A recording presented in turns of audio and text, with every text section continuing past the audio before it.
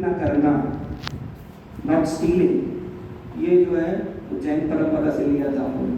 बौद्ध परंपरा और हिंदू परंपरा से उन्होंने अहिंसा लिया था, और सत्य जो है वो उन्होंने सनातन परंपरा से लिया था।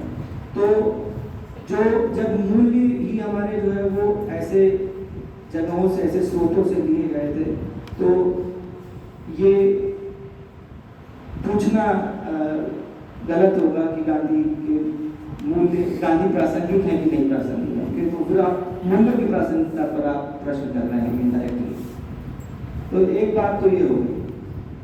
दूसरी चीज कि इन मूल्यों की बात तो सब लोग करते रहते हैं, सब लोग करते हैं, हम आप भी करते रहते हैं, और अन्य लोग भी करते हैं, बातचीत में भी जो है वो करते हैं, और एक दूसरे को ऊपर थोपने की कोशिश भी करते हैं, और एक दूसरे से आशा भी करते हैं कि ऐसा हम करें।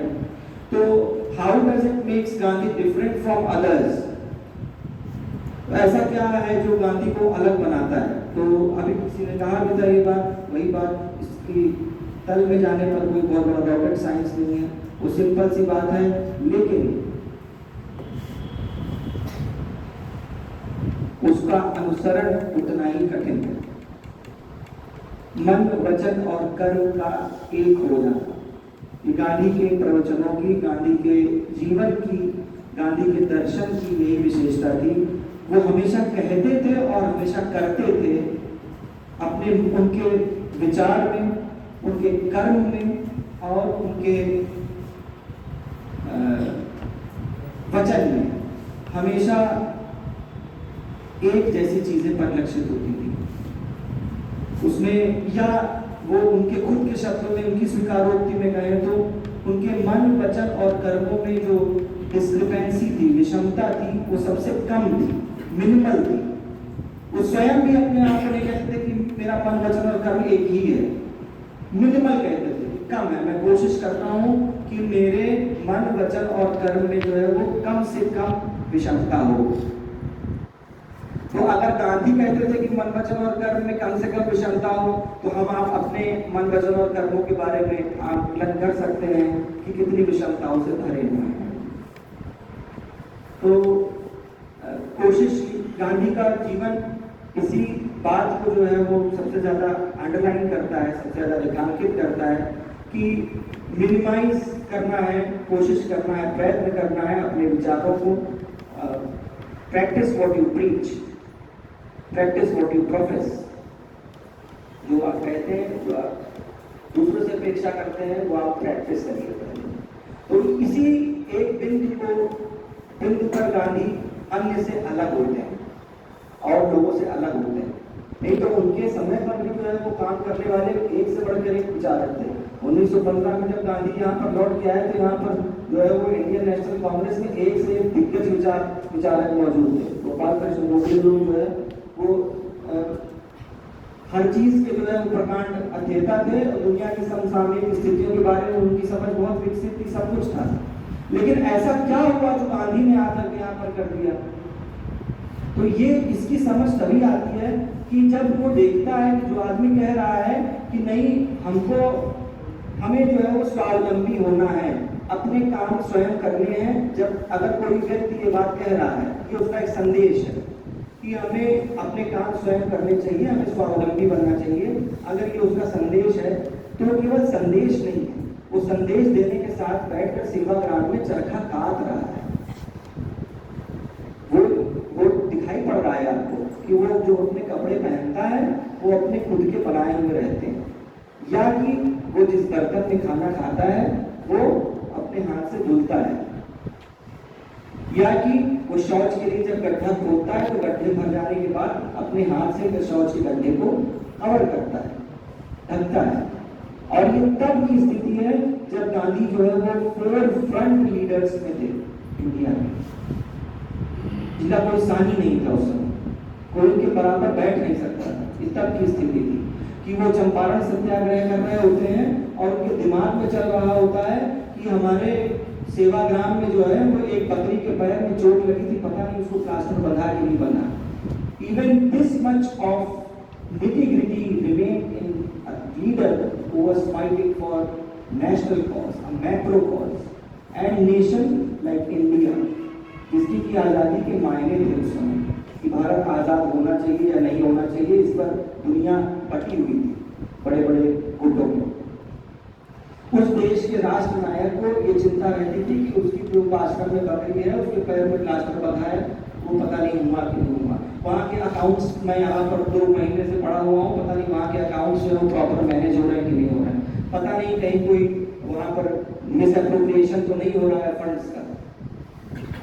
तो इतनी सारी चीजें ध्यान में रहती थी, और वो इसीलिए रहती थी केवल क्योंकि उनके विचार और कर्म और मन में जो है वो एक समानता थी, उसमें कोई भी किसी भी तरह का जुड़ाव नहीं था, और जो कहते थे वही करते थे और वही सोचते थे।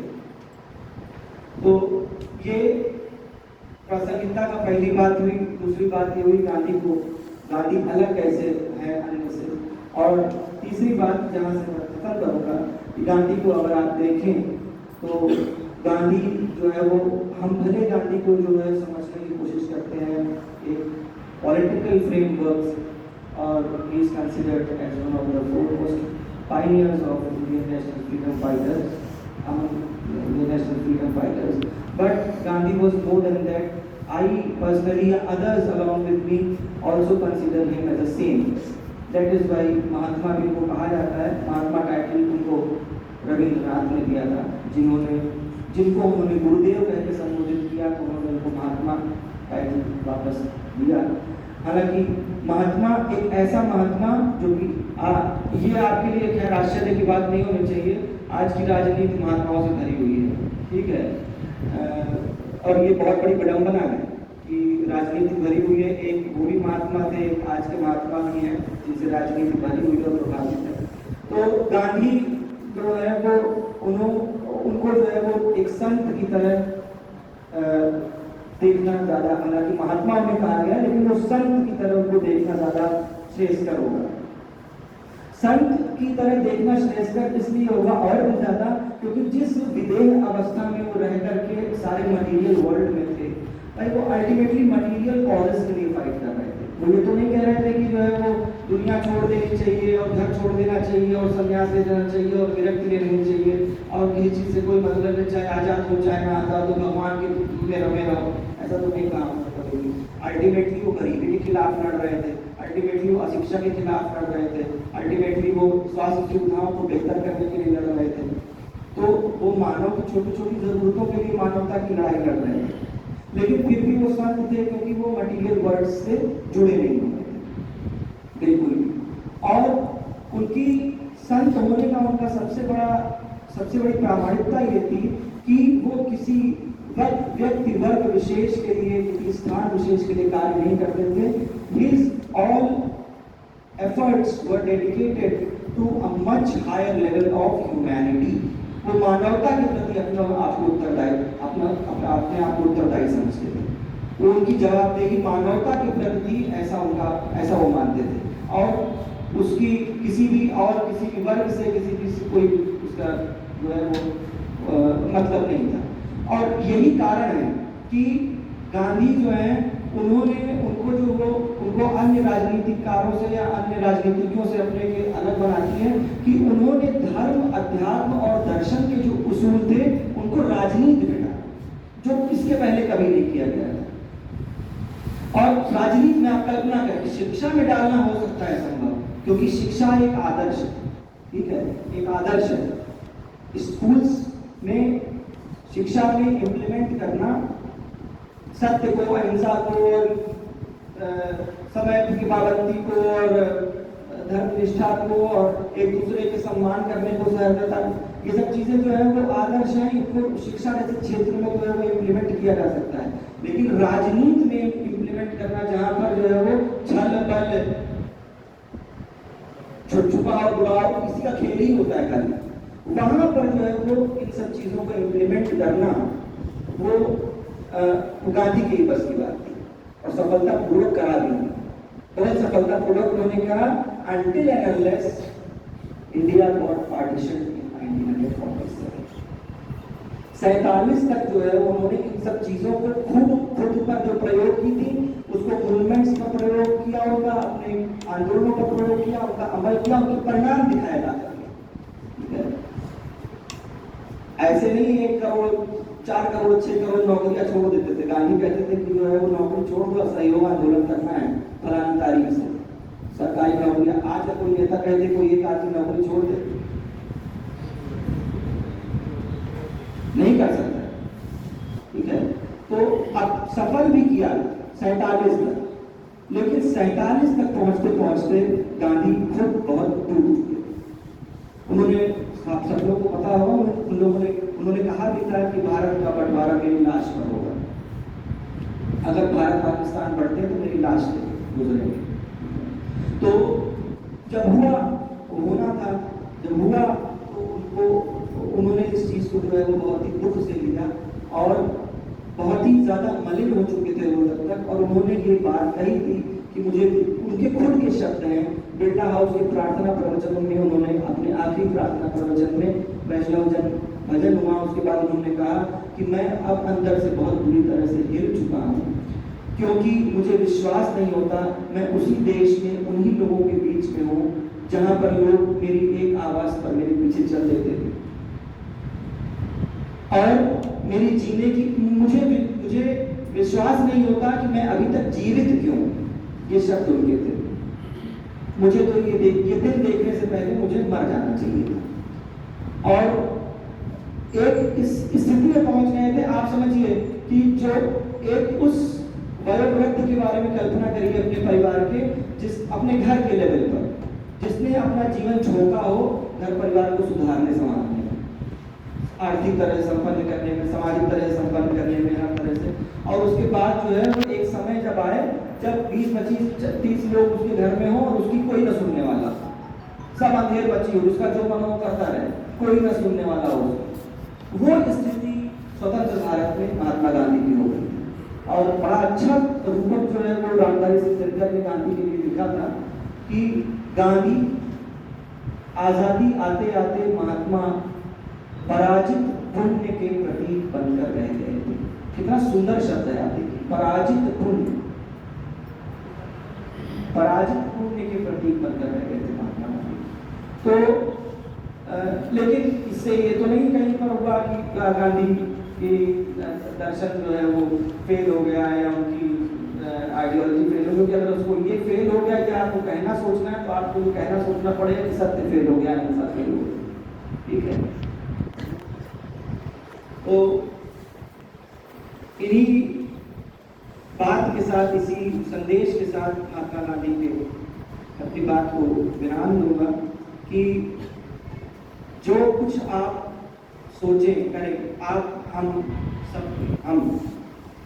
जो कुछ हम सोचें, जो कुछ हम बोलें, जो कुछ हम करें, उसमें जो है वो कम से कम कोशिश करें कि विसंगतियां, जो सोचें वो बोलें, जो बोलें वो करें।